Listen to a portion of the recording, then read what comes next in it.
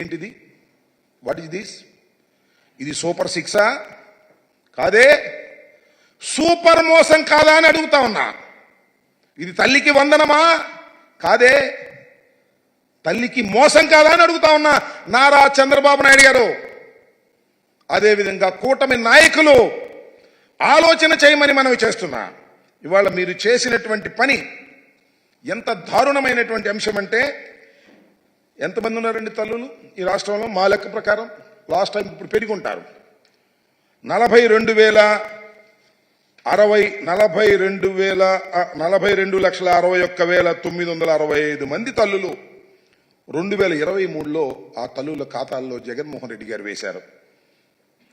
6,392 కోట్ల రూపాయలు ఆ రోజున వేయటం జరిగింది. అంతమంది తల్లుల్ని మోసం చేయటం కాదా అని అడుగుతా ఉన్నా నారా చంద్రబాబు నాయుడు గారు. అసలు నాకు తెలియక అడుగుతలే. ఇచ్చిన వాగ్దానాన్ని నిలబెట్టుకుంటే ఆయన నారా చంద్రబాబు నాయుడు ఎందుకు అవుతాడు? మరి ఎవరో అయ్యేవాళ్ళు.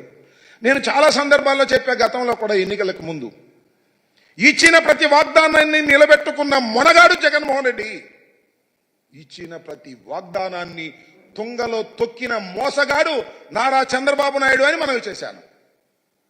ప్రజలు మరి రిసీవ్ చేసుకోలేదో, మరి ఏం జరిగిందో మాకు తెలియదు. కానీ నాకు తెలియగలుగుతాను, ఆయన చంద్రబాబు నాయుడు గారు ఇంత పచ్చి మోసం రాష్ట్రంలో నువ్వు చేస్తున్నావంటే ఏం చెప్పాలని నేను అడుగుతా ఉన్నా.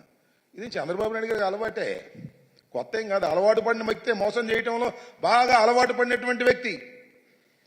రైతులకు రుణమాఫీ చేస్తానని చెప్పి రుణమాఫీ ఎగ్గొట్టినటువంటి వ్యక్తి. దీనికి సమాధానం చెప్పవలసినటువంటి బాధ్యత కూటమికి ఉంది అని మనవి చేస్తున్నాం.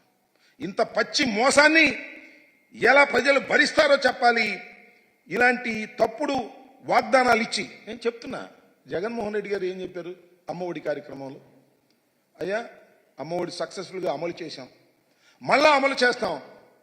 ఇంతకుముందు 15,000 ఇస్తున్నాం, ఇప్పుడు 17,000 ఇస్తాం అని తన వాగ్దానంలో చెప్పాడు, మేనిఫెస్టోలో. ఎందుకంటే రాష్ట్ర ఆర్థిక పరిస్థితి తెలుసు, జగన్మోహన్ రెడ్డి గారికి తెలుసు, చంద్రబాబు నాయుడు గారికి తెలుసు. కానీ చంద్రబాబు నాయుడు గారు ఏంటి, పని అయిపోయింది పర్లేదు అని మీకు తెలుసు కదా. చాలా సామెతలు ఉన్నాయి. రేవు దాటిన తర్వాత తెప్ప తగలేసేది ఎవరు? నారా చంద్రబాబు నాయుడు గారు. వాడ మీద ఉన్నప్పుడు వాడ మల్లయ్య, వాడ దిగిన తర్వాత బోడి మల్లయ్య.